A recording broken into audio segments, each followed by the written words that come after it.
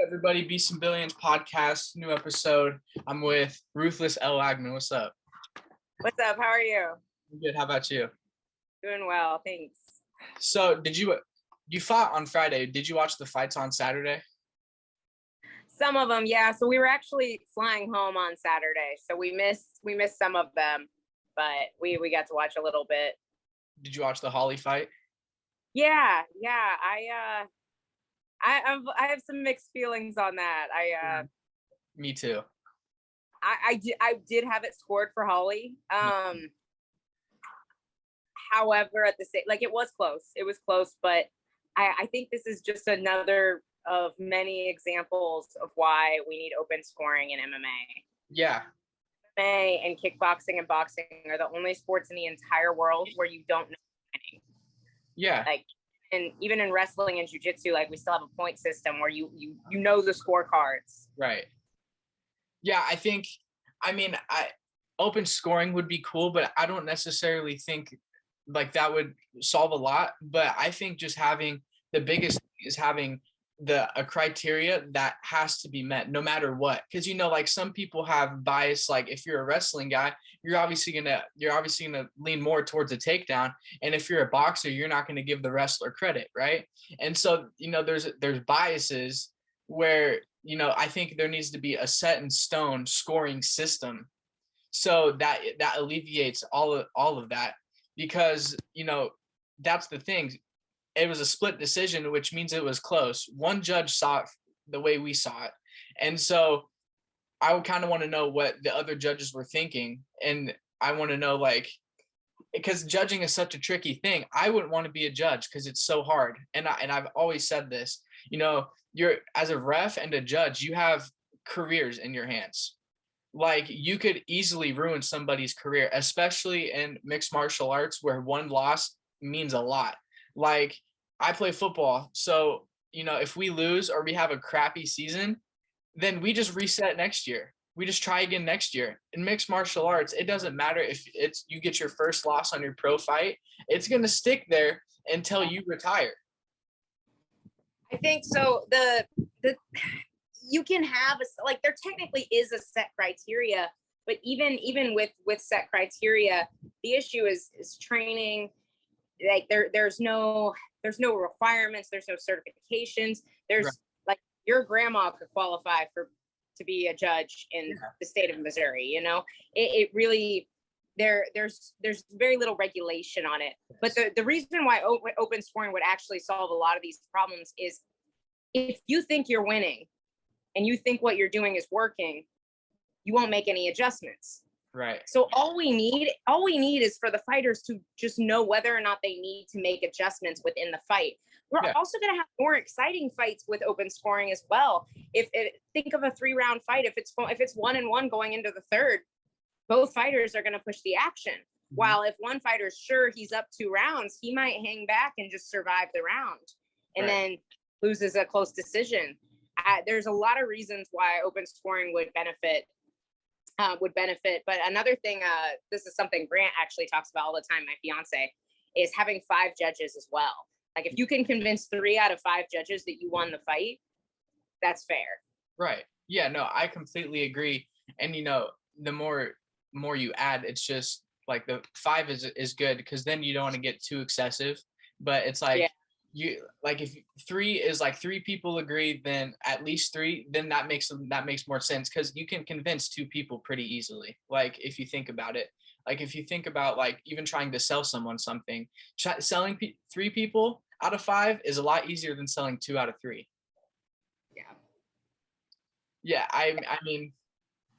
I think, but Bisping and DC both said that judges and refs and commentators are all going to a seminar this week to talk about reffing, judging, and kind of firming up all of that. Because like DC released a video on his YouTube channel, and he was talking about how, the producers, like the commentary, the producers will tell you like, I'm not sure you got this right. Like when you're commentating, like, and the producers were like not even saying that. Like everyone thought Holly was winning. Yeah. Yeah, no, I think that there's there's definitely room for better training, especially with judging. Yeah. Like it's definitely a problem.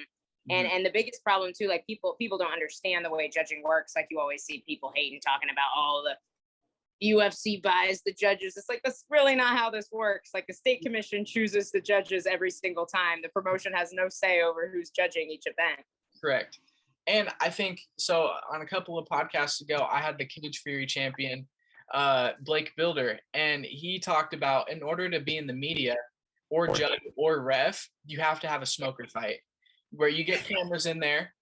You have your family there, they have their family there, maybe some fans, and cameras are on you, and you have to fight, and then that'll change a lot of stuff. I honestly don't think it would. Like it's a fun idea, but if we're talking about this, like let's move our sport forward. Like this is one of the main aspects of the sport that hasn't evolved yet. The last thing we need is something as unprofessional as a smoker fight. But like there are great coaches who have never did. You know what I'm talking about? Like there are some fantastic. Think about the best defensive line coaches in the NFL. A lot of them didn't play high level football. You know, so it's not so much experiencing it, is understanding the sport. Like they need to be studying film. Like these guys need to be watching film. They need to be listening to good commentary. Like I feel like a lot of the judges that are allowed to judge probably don't watch that many fights outside of the ones that they're judging, you know? Yeah. It's like, sure, like the guys who train are probably going to do better. I 100% agree. Yeah. I think ultimately, like people like DC, for example, I think they should be the ones that get sanctioned to be a judge. Like DC knows his stuff. Like DC, like I feel like, and that is true. Like there's been coaches that have coached me that have played in the NFL, and they haven't even compared to the coaches that, barely scratched college. Right. So that's very valid. But, at the same time, DC, like those kinds of guys, like there's definitely, there's gonna be 5 of those guys that you can go find. Like, we can go find GSP. We can go find, there's so many guys that we can get sanctioned to ref a fight, And I think it's such a silly rule because they don't allow coaches and fighters to judge because it's conflict of interest. And I understand, like, sure, if your teammate's fighting, you shouldn't be judging, obviously. Yes. If somebody you coached before is fighting, you shouldn't be judging, but that happens. But that happens. James Krause fought Trevin Giles, and I'm pretty sure the guy who gave Trevin his black belt ended up judging, and that's how James Krause somehow lost that fight. Right. And clearly, it still happens regardless, but with less knowledgeable people. Like, you can very easily excuse DC from judging if Islam's fighting. Yeah. You can very easily make sure that, there's not a conflict of interest, but I would still rather have those guys judging my fights than people who barely watch the sport, Yeah, I mean, like DC, Dean Thomas, I mean, even Trevor Whitman when he hangs it up, like those kinds of guys who know what they're talking about. They've been in the sport, and it helps to have lived it. Like DC's accomplished it all, right? And and he's proven that he's not only accomplished it all, but he can also teach people. Like, he has a wrestling school. I mean, he's put multiple D1 wrestlers. I mean, he's at one of the best gyms, AKA is one of the best gyms. If you look at, top to bottom, who they have, right? So, and you can look at his credentials just from his commentary. Like he's by far one of my favorite commentators. For sure. Because his fight IQ is so high. Yeah. And I mean, and then we can also look at a guy like Joe Rogan, who, didn't fight in the UFC, but he's still extremely knowledgeable about the sport. And he's exactly what doing a lot of research and watching fights will get you. That's exactly what Joe Rogan is about. He's an encyclopedia of the fight game. Unpopular opinion, he's one of my less favorite commentators, to be honest. If I could have and Dominic Cruz every single time, I like Bisping though too. I like Bisping. I think Bisping's all right. He said he's funny. He says some random stuff, but he is a funny guy. Yeah, I think it's his accent. They have such like different sayings. John Anik is another guy who didn't compete, but is a super super. John Anik. I mean, although he does get on my nerves a little bit sometimes, with just random facts. But at the end of the day, he knows his stuff, and you can't knock that. He definitely knows exactly what he's talking about, and he's done it, and he's watched a million fights, and that goes far. That goes a long ways. Yeah, no, absolutely. Like those guys show their fight IQ and their knowledge weekly, but obviously they already have a job, so we gotta find somebody else. But I am 100% in agreement. I think the people with those backgrounds are going to provide better judging every single time. For sure. And it's never going to be perfect. That's the thing about like judging or even refereeing.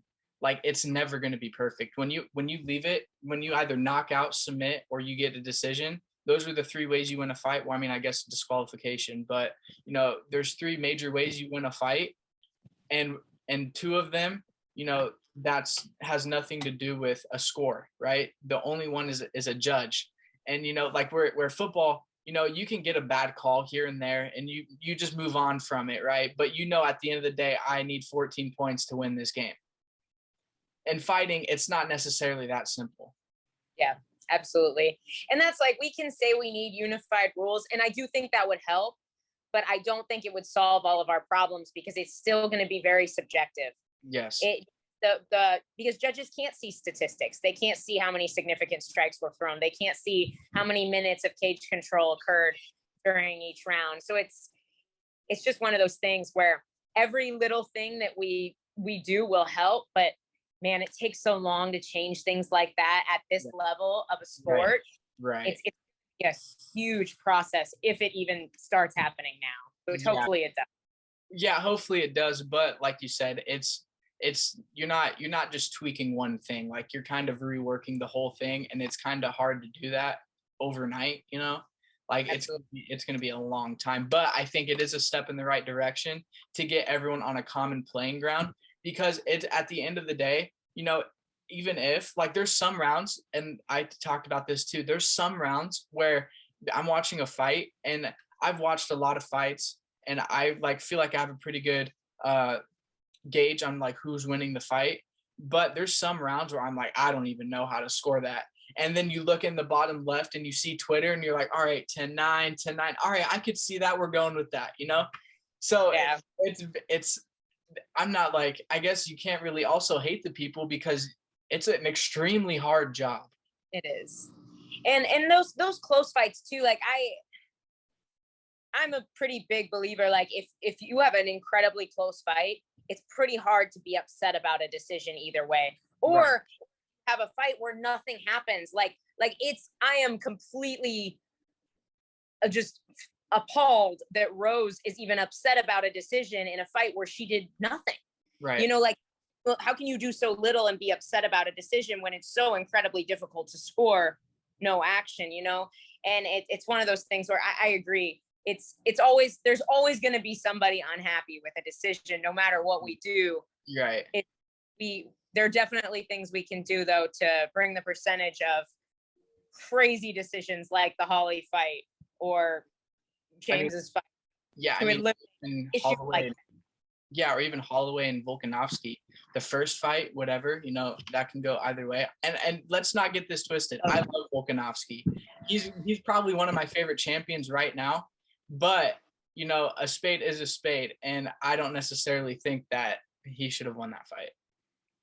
I see that, but that's a close enough fight that it's one of those where you can't. Right. You can't put that either way. That was a fight. Yeah. And that's how I feel about the Jones Reyes fight. I thought Dominic Reyes won that fight, but then I talked to a lot of people who were there live who said that they thought John won. So it's so different. It's different to watch on TV too. It is. Like, it is. the looks different. The way people pressure across the cage and control in the cage looks totally different on TV than it does live. For sure. So there's a lot of other factors too. Like most of us are watching it at home. What are we seeing that the judges are seeing differently? Right. And I mean, if we're going to John Jones, I also think Thiago Santos beat him too. And I mean, and this is why the fight, like, okay, the fight is the fight, but when Thiago is, you know, moving at a decent pace to the locker room and John Jones is on crutches, how is the dude on crutches the one who won the fight? That's just like, in my head, that's like just a cherry on top. And then I've rewatched the fight and I'm like, there's no way.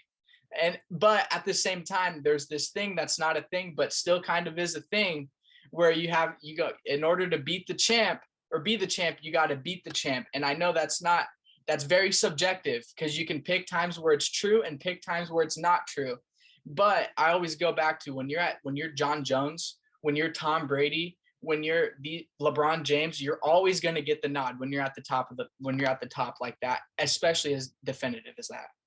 I think that used to be true for John Jones for sure. I don't think it will be if he ever fights again. I feel like he's kind of like, some people who are in that place, their mystique gets broken by someone. Like it kind of happened to Weili Zhang. Yeah. When she got head kicked, like her mystique just kind of faded after that, and she wasn't this like untouchable person anymore. I think that kind of happened to John Jones without actually losing, just because of the way he's represented himself.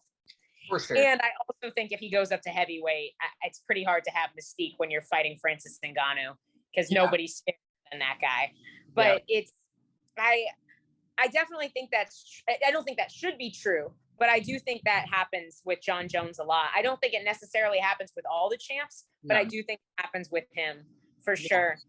And even like a guy like Conor McGregor, like, like, and when in doubt, that guy's always going to get the nod. Like, if you look at, he's only been to decision a few times, but if you look at like the Nate Diaz fight and the Conor McGregor fight, that could have went either way. But the fact that Conor McGregor is who he is, that probably gave him a little more support. I didn't think that fight was as close as most people did, but I also don't think much of Nate Diaz. But but you have to say, like, that's Conor McGregor's only close fight. For sure. Like, I can think of another example, He's either beating ass or getting his ass beat. Like that. It's high or low. Which one do you want? I mean, technically, he's the only guy to ever win a round against Khabib, which I still don't think he won that round, but I believe he did on two judges scored.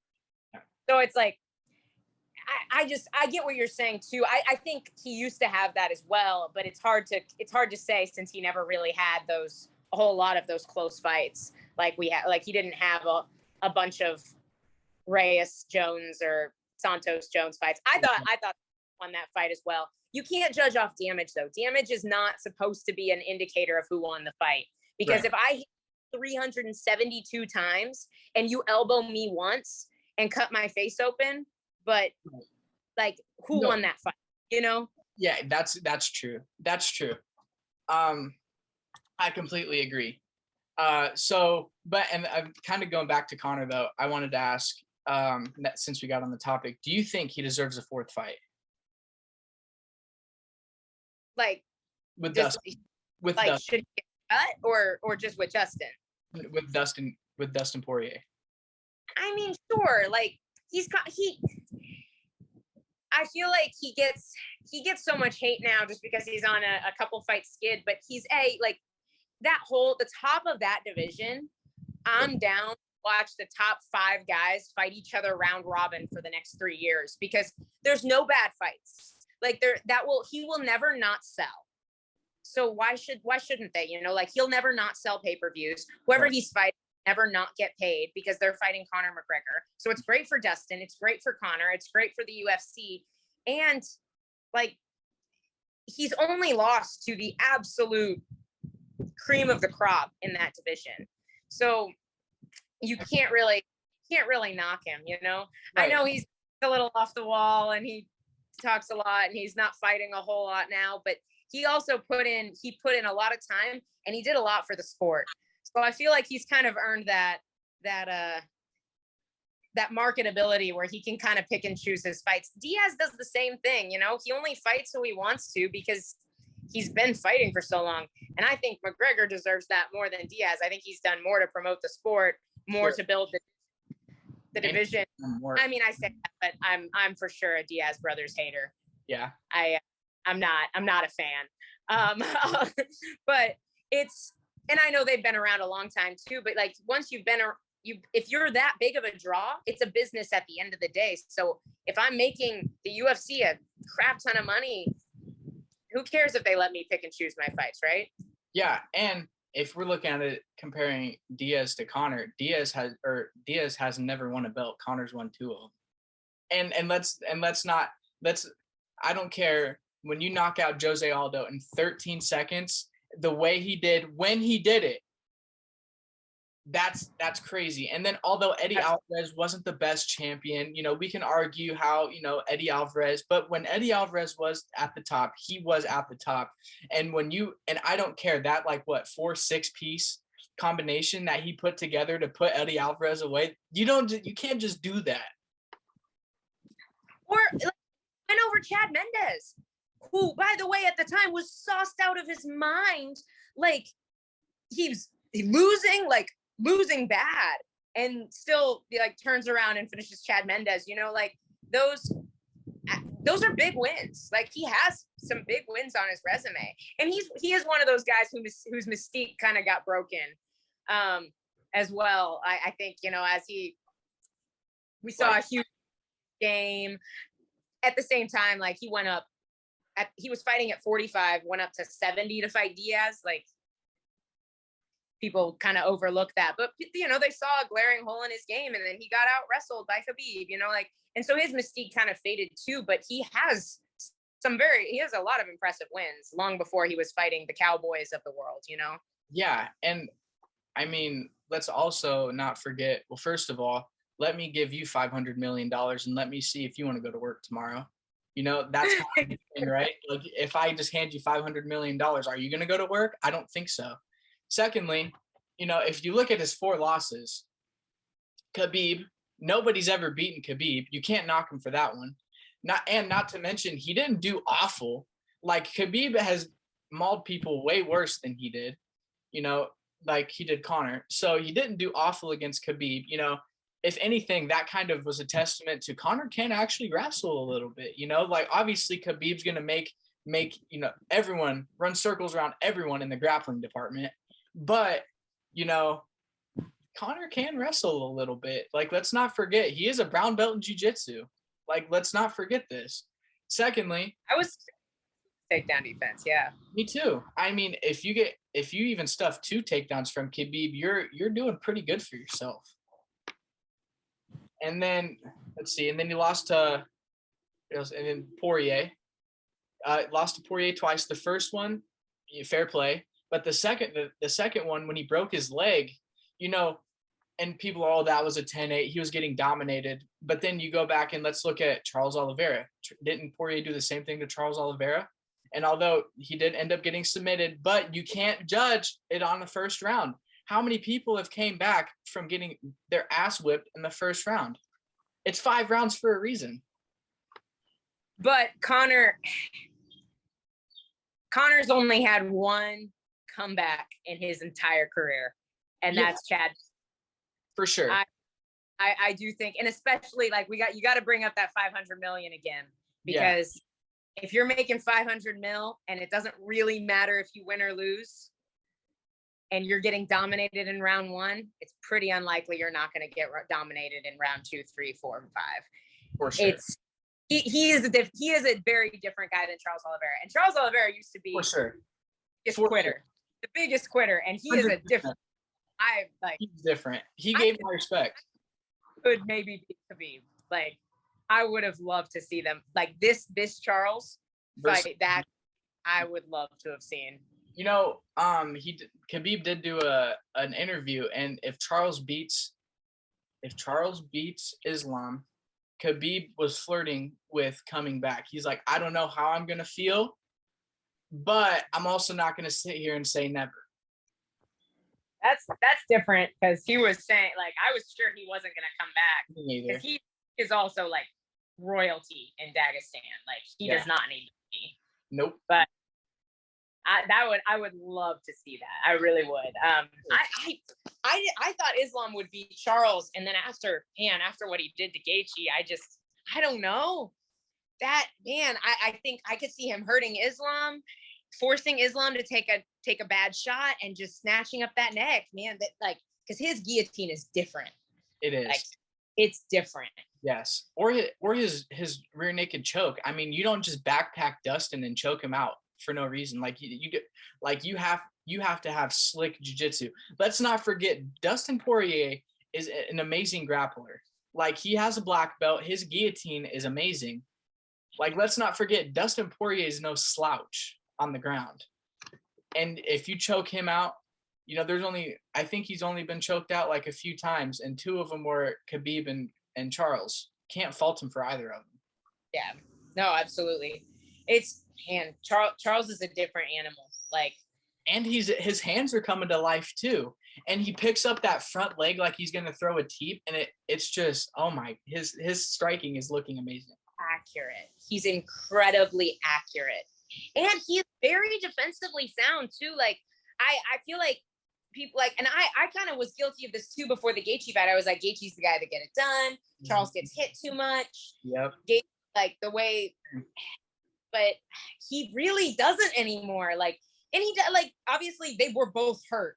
Like, that was such a crazy fight. That was the craziest 1-round fight I've ever seen. Yeah, it's the craziest. They were both like half unconscious for half the round, and I had no idea what was going to happen. It was fantastic. Yeah. But that's what I'm saying too. Like, those top 5-6 guys, just keep fighting them against each other repeatedly. And Conor can win some of those fights too. Like, he shouldn't be out of the conversation for title contention. Like, he can, like, him and Chandler is a great matchup. Chandler can absolutely beat him, but he can also get slept. Conor is a guy who can put you out at any time. So and Chandler's kind of chinny. So, like, there are fights that he can win in that top 5 as well. Like, any one of those guys could be getting a title shot in the next year. It's absolutely insane what's happening in that division. Yeah, and if we're talking about Conor, I mean, he can outbox pretty much anyone. I mean, if you keep it except Dustin. Yeah, fair play. But you know, any given day Conor can show up. Any given day Conor can show up and plaster you with the left hand, and down goes Charles, down goes everyone, down goes, you know, any given day. I mean, I'm not even, like, if Kamaru and him were to fight, I would probably bet Kamaru, even though I'm a Conor McGregor fanboy. But you also can't deny that Conor can, you know, it does have a puncher's chance, and if anyone has a puncher's chance, it is Conor. Not against Usman, man. No way. But the size, and yes. Usman is so defensively sound. Yes. He is so defensively sound. Sure. And on the way, like, just to get close enough to be able to one-shot Usman, he's going to get slept on the way in. Like, yeah. No way. The size, the rest. Usman does whatever he wants to Conor McGregor. Yes. And I think I agree. I 100% agree, because Chael Sonnen put out a video, and he put out a video talking about, like, he only needed to see one thing. Like, sometimes you just know, right? And he talked about the time in Connecticut when Conor hit him with like a ridge hand or something like that. And it was like extremely fast. And Chael was like, this is all I need to know. This kid's special. And then he talked about the same thing with Usman over this past weekend with Eagle FC. And then he was like, and then Chael, he was like, you know, Usman is just as fast. And that kind of swayed me, right? But at the end of the day, you know, there's always a puncher's chance, right? And so, like I said, I don't have bet in Ghana, but oh no, not at all. Like I think if you were to fight Francis, your best bet would to try to evade him for 4 rounds, get him tired, maybe try to outpoint him. I don't know, but it would be a bad news. And not bad. Yeah, you'd have to Floyd Mayweather your way out of that one. But yeah, I think Connor can compete with anyone. If you put him outside of the top 10, he's gonna smash people. Like if he fights anyone outside of the top 10, he's gonna crush them at 70 and at 45. Or I mean at 55. I think the one thing though is there are some young guys coming up that have the wrestling to deal with Connor. Yeah. And I think as he's getting older as well, you could see some of those young guns coming up still give him a lot of problems. I mean, at the end of the day, fighting is a young man's game. You know, fighting years is dog years. You know, like you're not. I mean, I guess there's exceptions. Like you got Randy Couture, Dan Henderson, and then you have like Glover Teixeira, who's like 40. I think he said he's turning 43. 43. Yeah. Next 42. But Andre 44. Like, isn't it weird though that the older guys are at heavier weights? You would think that deteriorates you faster. They don't take. A lot of those guys, if you look though, not many of them have taken as much damage though. I know Glover's been knocked out, but the rules don't apply the same at heavyweight. It's different. Like Alexei Olenek has probably taken less damage than a lot of those guys at heavyweight. He's just gonna tie you up. Like how many heavyweights do you know who can pull guard and win? No, that's crazy because I've been high on him forever. I tell you that heavyweight grappling is awful. I can't stand to watch it. But when I see Alexei Olenek, I will go into the sports book and I will bet all I have for him to win by submission. He's the nicest dude ever too. He's like MMA's grandpa. I love Alexei. He's awesome. Yeah. But to be at that age still beating guys with the same choke, like I think Grant and I looked it up. When we were 2 years old, he made his first sanctioned professional fight. You know, there were plenty of fights before that weren't like. Yeah, and that was in the days when you fought multiple times a day. Right. But like 2 years old, we were 2. That's crazy. That's insane. So crazy.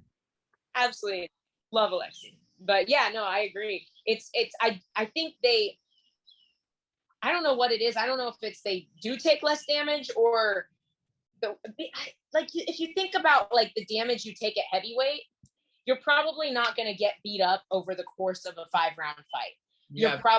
You're going to get slept or you're going to get pressed up against the cage and it's going to be really boring and slow, right? Those are the 2 ways you're going to typically lose at heavyweight.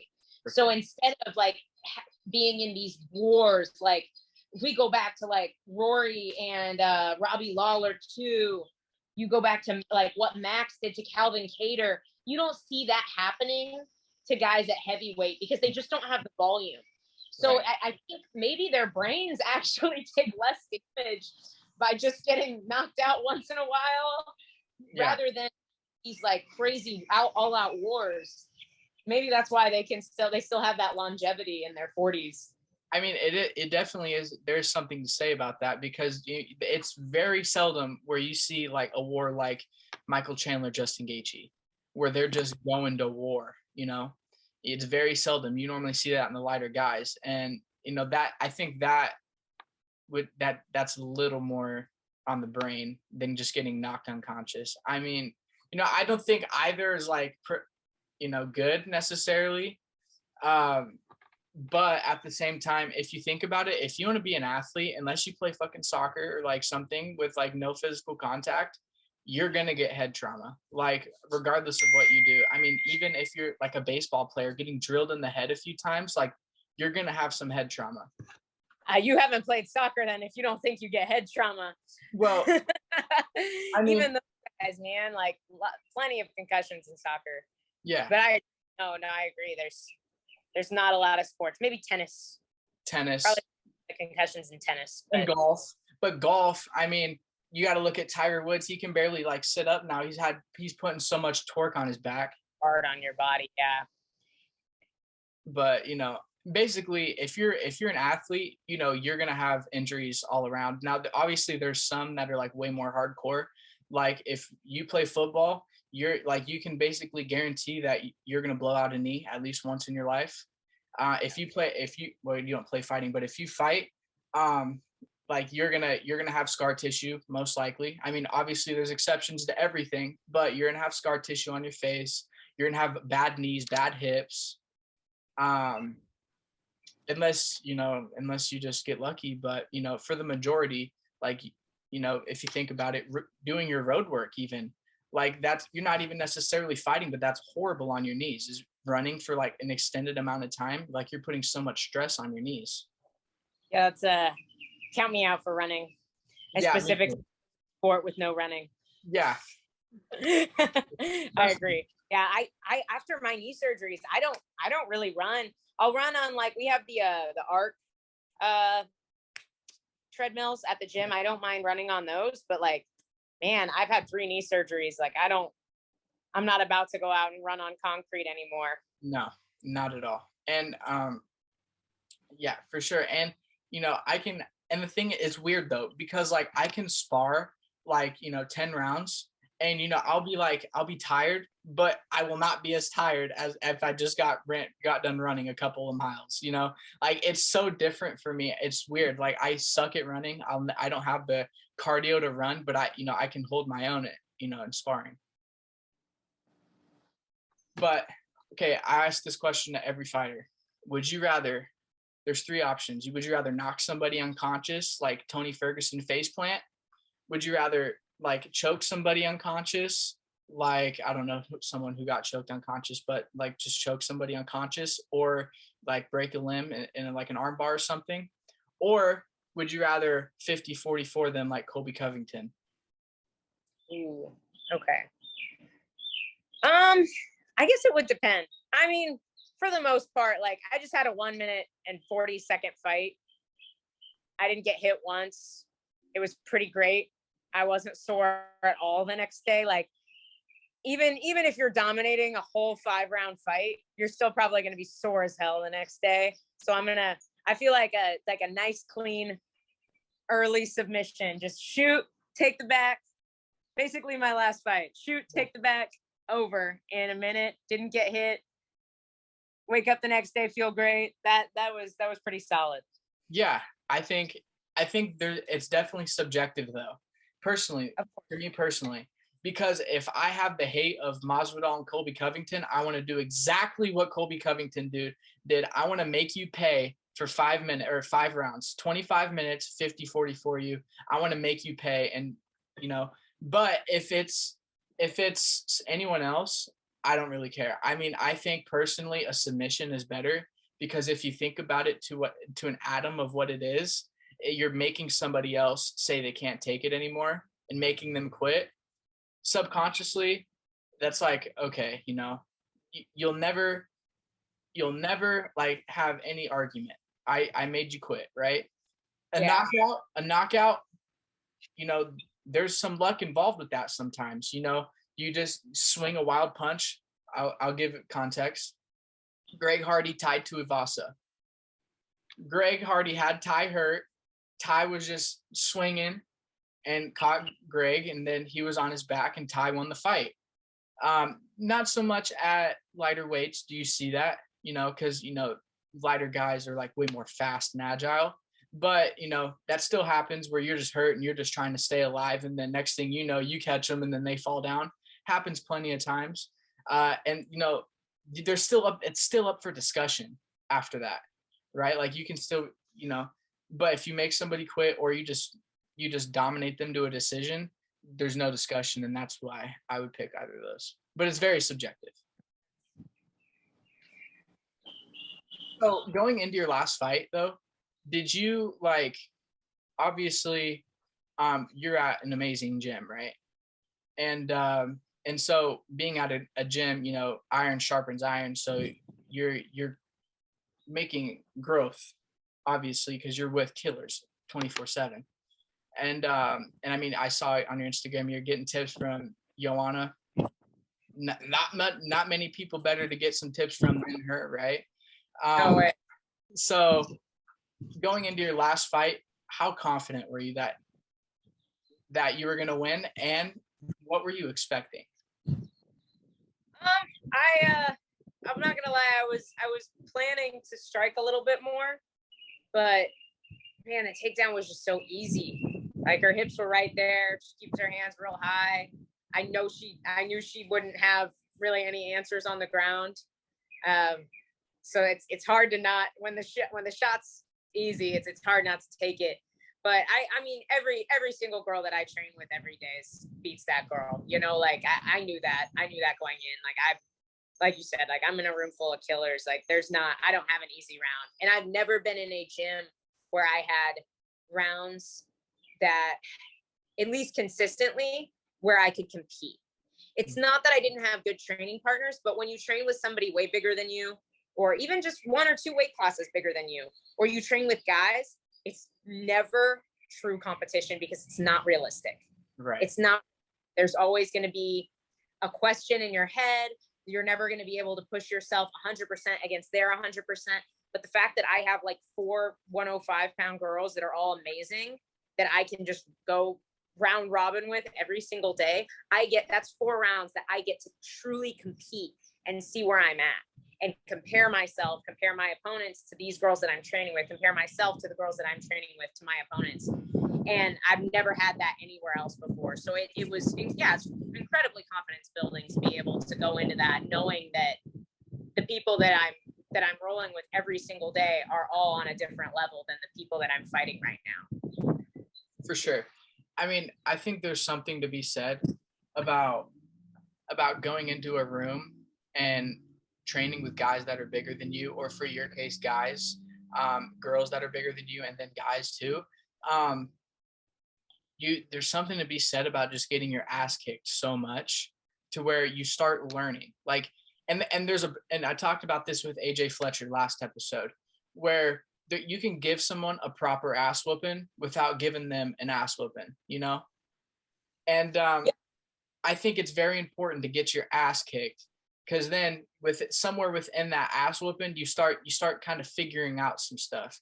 You know, you're definitely not winning the round, but you're maybe slipping a punch and, you know, countering a little better, or, you know, you're definitely picking up something.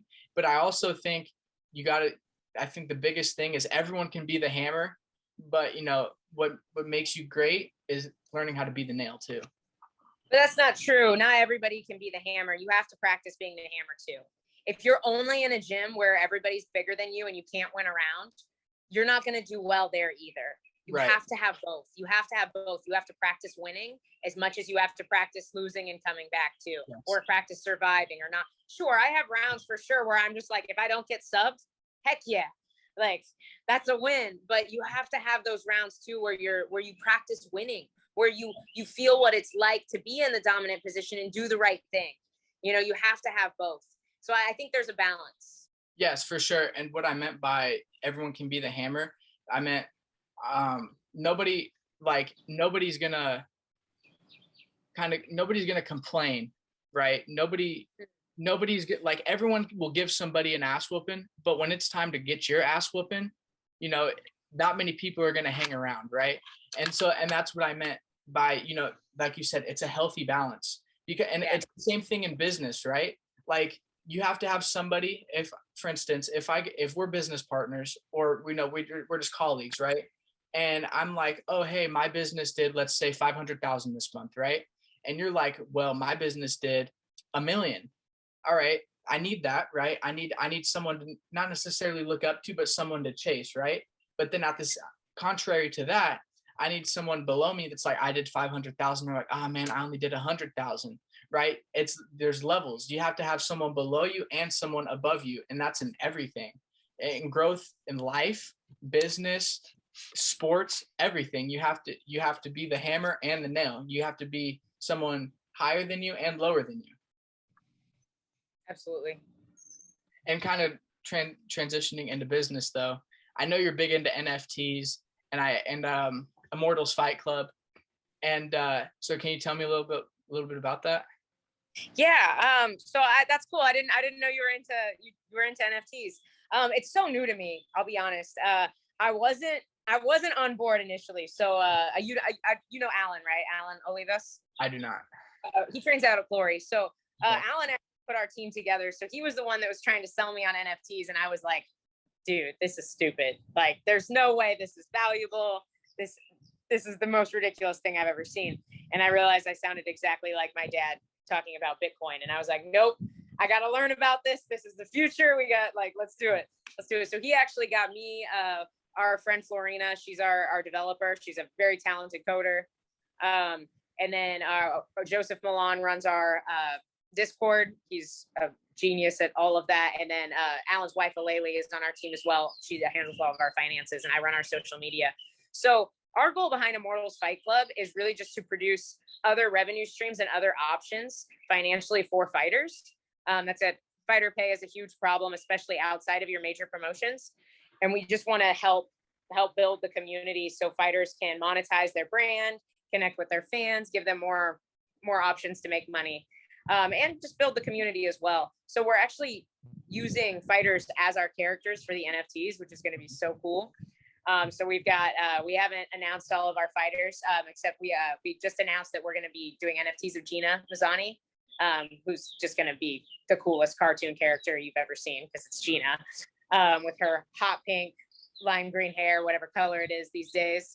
But so we're gonna do that, and then we're actually gamifying the NFTs after our initial drop, which I'm really excited about. So you'll be able to, each NFT will have different skills attached to them. So you'll be able to fight your friends' NFTs once we drop the game as well. So it'll be very similar to like the UFC game, where you'll have however many skills and weaknesses. Your friend's NFT will have skills and weaknesses. So we'll be minting later this summer. I'm very excited about the project. So. It's interesting because I joined your guys' Discord and I looked at your map and stuff, and I kind of got the thing that it was kind of going to be like a Marshall Rogan in you kind of thing, and helping support fighters.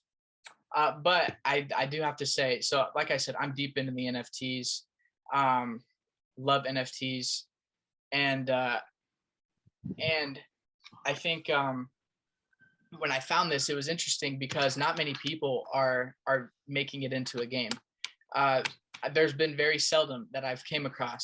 There's one though, Legends of Atlantis.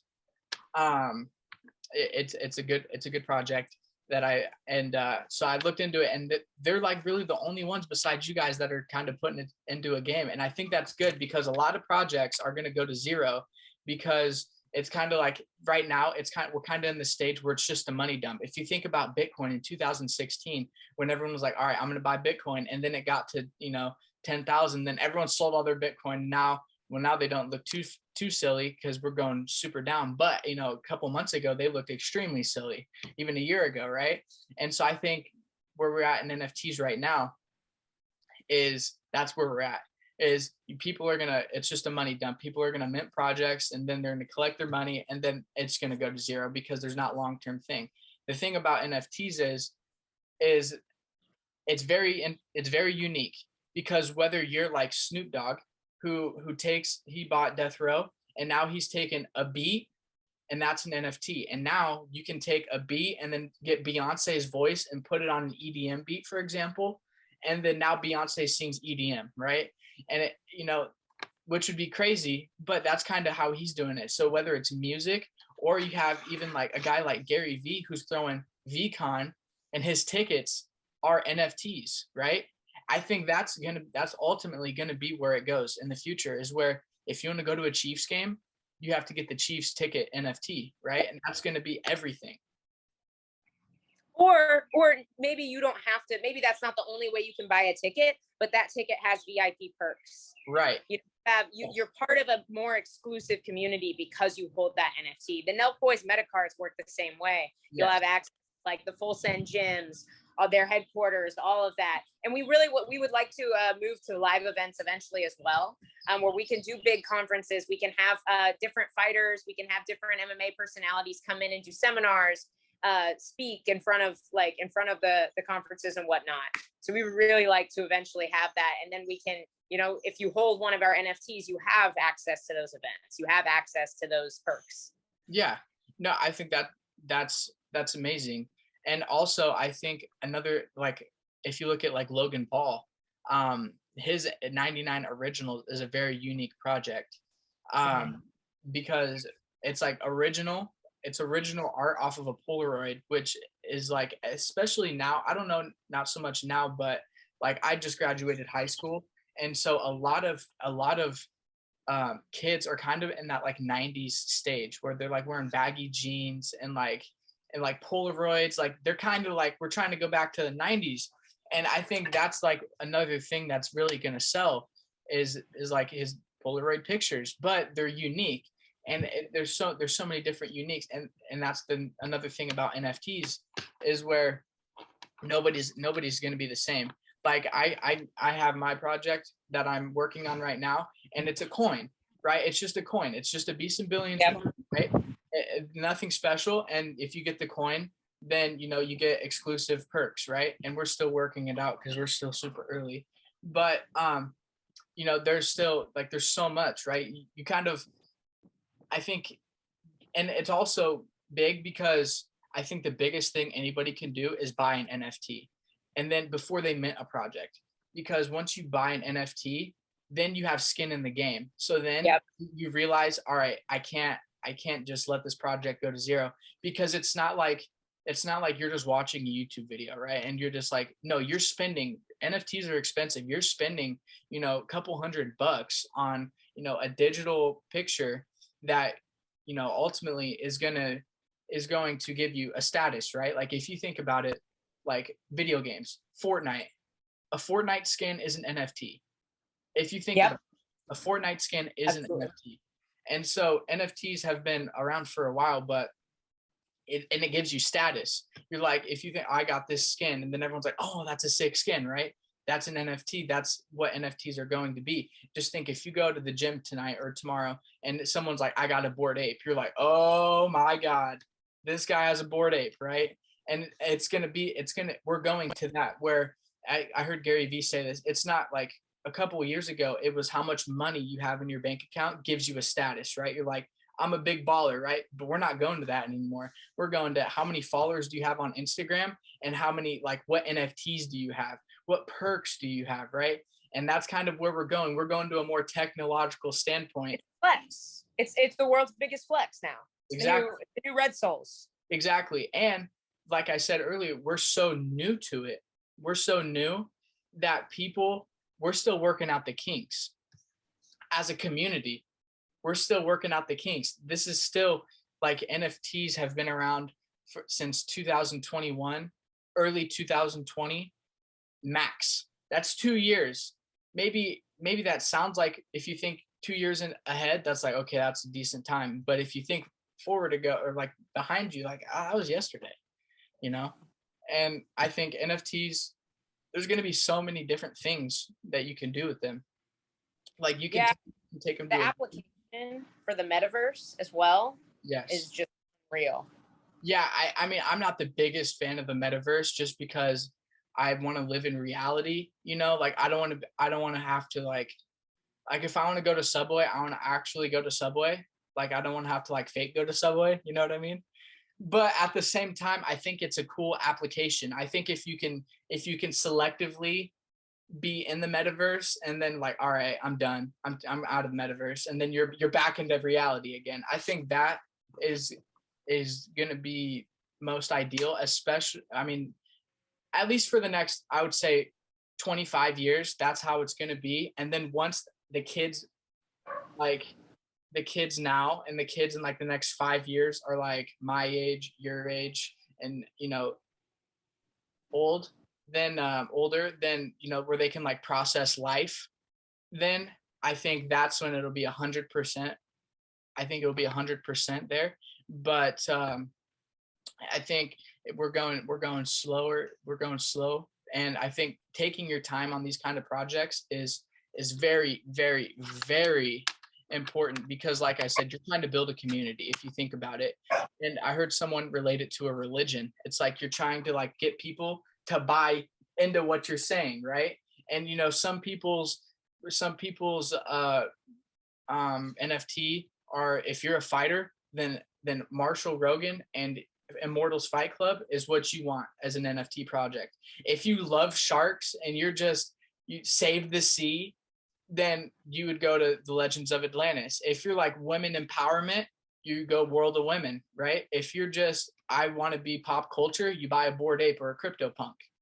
Like, there's, and that's the thing. It's so for everybody. Yeah, there's one for everybody, and that's what makes an NFT unique. And I think the sky's the limit for NFTs, because you can make yours a game, and then you can also have a community treasury where it's like, all right, guys, we're releasing, I don't know, I'll give it there. We're releasing an Elle Wagman NFT, and this specific NFT, if you buy it, it goes to a community treasury, and how many ever NFTs we mint, and how many ever, how much ever money we raise, that goes to an event we're throwing in, wherever, Miami. We're throwing an event in Miami, and the Elle Wagman NFT is your ticket to get in. Then you're doing stuff, and you're making it a community. I think that's the goal of an NFT, I think, is to build your religion. Little cult. Yeah, exactly. But yeah, I think NFTs are huge. Are you invested into any NFTs? Yeah, I got Alan kind of got me into lazy bunnies real early. And then we have a buddy of ours has a project as well with little baby aliens that I'm looking at as well. And then they haven't minted yet, but I'm in their Discord. I'm in a 7 Social Club as well. Another friend of mine's project. So I'm kind of looking at some different things. I think I'm going to buy up a few more this month. Yeah, I think it's very important though, because like I said, we're so new, where people are just doing it for status. They're just going to go like, I'm actually guilty of this. The first time I ever heard the word NFT, I went on OpenSea and I went and tried to find a free NFT. And I think a lot of people are gonna start doing that, and that's where the money grab comes in. But I think the most logical thing before you buy an NFT is to join the community, feel it out, see if it's just a pump and dump, or if it's a real community. And you can see if people are just there to flip it. You can see in the Discord. You'll be able to tell. Yeah, right. And that's what we want to avoid as well in our projects. Like, we want there to be a tight-knit community, because otherwise people are just going to undercut each other on price. It's just like any other stock. If there's a floor price for the stock and people don't undercut each other, then the community grows as a whole, and everybody's investments go up. For sure. So that's obviously the goal. Yeah. I think, I mean, I will definitely be looking at Immortals Fight Club, because like I said, I love fighters. I love fighting. I love everything to do with it. And so, kind of want to help those people out, because, there's just something about it. And, and I would like to, like, fighter pay is not good if you compare it to an NFL. An NFL player compared to a fighter, I think NFL players get paid way too much. Basketball players, baseball players, they get paid. I think they get paid way too much. And I think fighters don't get paid enough. I mean, and that's coming from a college football player. So I think, there needs to be a common ground. And I don't necessarily think that, anybody should be making, as an athlete, should be making over, $250 million. I think that's just excessive. But in the same sentence, if you're like a fighter, I'll use Connor. If you sell that many tickets, there was like a scale of how many pay-per-views were sold. Bisping was talking about it. Conor McGregor beats the second guy by like 3 million pay-per-views or something. So yes, if you're selling tickets, then you deserve that. But in the NFL, how do you scale that? And that's why they have value in other areas. Yeah, yes. Sure. Well, merch sales, stuff like that. But I think in a team sport, especially, nobody like I don't think anybody should be getting paid an excessive amount of money, because if you think about it, then you're like, if you're an offensive lineman, I'm a quarterback. And so if I'm making, and this is in college football too, with the NIL too, I hate the NIL, because a quarterback, the thing, if you think about it, if you think of football, you think of Tom Brady, you think of quarterbacks, Patrick Mahomes, Josh Allen. You don't really think of big receivers, anyone, or really anyone else. You think of big quarterbacks when you think of the sport of football, right? Joe Montana, Steve Young, big names like that. If you're a quarterback, you're making $150 million, right? Let's just say base. Your left tackle's a rookie, or not even a rookie, a third-year player, and he's making $3 million. There's especially in college, right, where you haven't made it, that right tackle is going to miss a block, and that on intentional, and just to get you hit because you're a douchebag in the locker room, because you flex your 150 million and I'm only making 2 million, and we're a team here. Without me, you're not shit, right? And that's why I think in football and team sports, there should be more restrictions on money, because it's a team sport. Without Tom Brady, you can have Tom Brady, but without his right tackle Tristan Wirfs, or his left or his center, Tom Brady's not shit. And I'm a Tom Brady fan. I love Tom Brady. I'm a biggest Patriots fan you'll ever meet. I love Tom Brady, but at the same time, I feel like if anyone should be making, nobody should be making an extraordinary amount of money compared to everyone else. There should be a max, and then there should be a minimum, and there shouldn't be such a high gap where the minimum is 600,000 and the max is how much ever you can pay. Fighting's different though, right? Because you're in there by yourself. The only one, if you're getting your ass whipped, the only one that can change it is you. There's nobody else, right? And that's where it differs, because you're selling tickets for yourself. You're not worried about your right tackle making a block so you can make a throw 50 yards downfield and score a touchdown. You're in there by yourself. And yes, you have your corner, but your corner can tell you to do whatever they want, right? At the end of the day, they can give you the best advice, and they can, get after you and give you advice, but the only one who can change it is you. And even sometimes if you're outclassed, especially like there's been some situations where just people are outclassed. You're super good at grappling, and there's just someone who's just way better at wrestling, like Israel Adesanya and Jan Blachowicz. Izzy just got outclassed on the ground that whole fight, and he's evolved from it. He learned from it, but you can't tell me that Izzy's corner was like, oh, just stay there, just stay there. No, like they're like, let's work to get back to our feet. And that's another thing.